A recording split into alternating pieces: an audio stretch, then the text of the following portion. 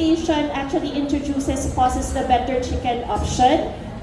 This is a campaign that promotes humane and sustainable food practices. It's about recognizing that how we treat animals directly affects our health and our environment and the collective future. So for those who don't know PAWS, PAWS is a non-government. So we're not being paid by your taxes.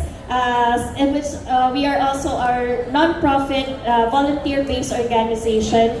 And our mission is to protect all animals, not just dogs and cats, but also animals that are raised for food. So PAWS believes that compassion should extend beyond companion animals, which is the dogs and the cats. That's why we started the Better Chicken option to address the